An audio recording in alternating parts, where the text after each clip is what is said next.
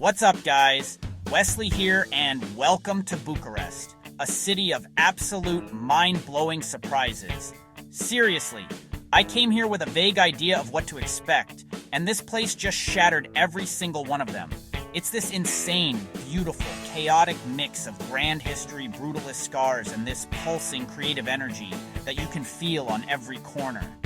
It's a city that doesn't just show you its past, it makes you feel it, while simultaneously rocketing you into its super cool present. It's raw, it's real, and it's one of the most underrated spots in Europe, hands down. So, I've been running around this city like a madman, trying to absorb everything, and I've distilled it all down for you. We're doing a high-speed tour, a greatest hits album of this incredible place. Forget everything you think you know about Bucharest. We're about to dive into the real deal, the stuff that makes this city tick, the places that will stick with you long after you've left. This isn't your typical travel guide. This is a shot of pure adrenaline, a highlight reel of a city that deserves your full attention. Ready to see what I mean? I've got my board, I've got my camera, and we are about to hit the ground running. Countdown to 5 must-see highlights. We're starting with something so big, so unbelievably massive, you literally can't miss it. Let's go! Alright, number 1, the Palace of the Parliament. Look at this thing. It's not just a building, it's a statement. It's a monument. The second largest administrative building in the world, right after the Pentagon. Think about that. The scale is impossible to capture on camera. You have to be here, standing in its shadow. It has over 1,000 rooms, miles of corridors, and it weighs so much it's literally sinking a few millimeters every year. That's insane. This beast was Ceausescu's pet project. He tore down a huge chunk of Bucharest's historic center, displacing thousands of people. It's fascinating and deeply tragic. You feel that weight of history when you walk its halls. It's a physical reminder of a dark past, but also a symbol of what Romanians have overcome. My tip: book a tour in advance. Don't just show up. Tours give you the stories and context. You walk through massive marble halls, under crystal chandeliers the size of a car, the impossible scale, the cold marble, the echoing silence. For photos, get here early in the morning. The light hits the front facade perfectly. Get a clean shot before the crowds descend. This isn't just a building. It's a story carved in stone and marble. It's the dramatic start to understanding Bucharest. It's big, it's bold, it's controversial, a testament to human ambition and human folly, all wrapped up in one gigantic, unbelievable structure. You just have to see it to believe it. From the colossal and controversial, we dive into the heart and soul of the city. This is the Old Town, or Lipscani. And man, what a contrast. You go from that imposing, rigid structure to this winding labyrinth of cobblestone streets. It feels like stepping back in time, but a version of the past that's been remixed for today. Every street is lined with bars, cafes, bookstores, and little shops. The energy here is completely different. It's alive, it's buzzing. It's where the city comes to party, to relax, to connect. During the day, it's all about architecture. You can wander for hours just looking up, seeing these beautiful, sometimes crumbling pre-war buildings standing shoulder to shoulder with renovated gems. It's a visual feast. And then, tucked away in the middle of all this beautiful chaos, you find this tiny, stunningly intricate Orthodox church. It's this little island of peace and quiet. The Baroque, detailed stone carvings and the peaceful courtyard are a total reset button for the senses. My recommendation for a route is simple. Just get lost. Seriously, ditch the map. Start at one end, maybe near the National Bank of Romania, and just let your curiosity guide you. Follow a sound, a smell, a cool-looking alley. The best discoveries here are the ones you make by accident. But there is a strategy for timing. Come during the daytime to really appreciate the architecture and the quiet corners like Stavropolios. But then, you have to come back at night. When the sun goes down, this place transforms. The streets fill up, the music gets louder, and every single cafe and bar spills out onto the cobblestones. The whole district becomes one giant open-air party. It's the vibrant, beating heart of Bucharest's social life. It's where you feel the city's modern pulse, its youthful energy, and it's an absolute must experience. Okay, check this out. This is the Romanian Athenaeum. If the Palace of Parliament is Bucharest's power and the Old Town is its heart, then this is its soul.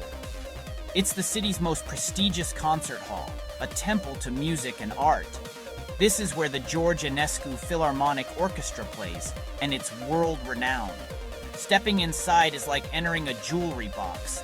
The main concert hall will stop you in your tracks. There's this massive, 75-meter-long fresco that wraps around the entire circular hall, depicting scenes from Romanian history. The acoustics are said to be near perfect. This building stands on Revolution Square.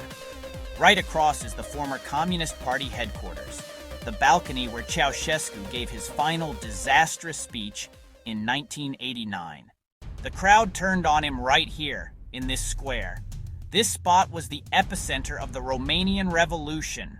So you have this incredible contrast, the beauty and harmony of the Athenaeum on one side and the memory of violence and liberation on the other. It gives you goosebumps just standing here, thinking about it. My advice, if you have the chance, if there's a concert playing while you're in town, go. Buy a ticket. Experiencing music in this hall is a bucket list item. If not, at least come here, walk the square, take in the exterior, get that photo. It's a quick but powerful stop that connects you to both the highest points of Romanian culture and the most pivotal moments of its modern history. It's a place of beauty and a place of profound change. After all that intense history and grand architecture, you need a place to breathe. And I found the perfect spot. Welcome to the Dumitru Gusti National Village Museum. This isn't your typical museum with stuff behind glass. This is an open-air museum. You're literally walking through a recreated traditional Romanian village right in the middle of the city. They've brought in authentic, centuries-old houses, farmsteads, windmills, wooden churches.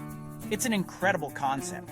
You can wander from a house from Transylvania to a fisherman's dwelling from the Danube Delta. Each building tells a story about a different region, a different way of life. You can peek inside and see the original furniture, the looms, the pottery.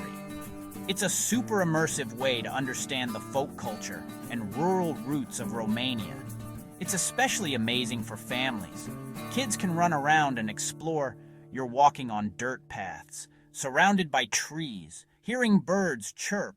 It's a total escape from the concrete and the traffic. The best seasons to visit are definitely spring or fall. In spring, everything is blooming and green. In fall, the colors of the leaves against the dark wood of the houses is just stunning. It feels like you've been teleported to a simpler time. And the best part?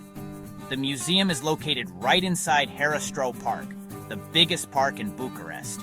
So after you've had your fill of history, you can just spill out onto the park's paths. My tip, rent a paddle boat or take one of the little ferries on the lake. It gives you a whole different perspective of the park and the city's skyline in the distance. It's the perfect 1-2 punch, a dose of culture followed by pure relaxation, a perfect afternoon.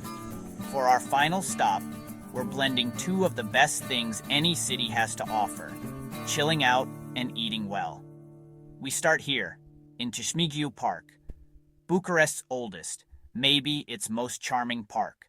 Not as huge as Herăstrău, but full of old-world charm.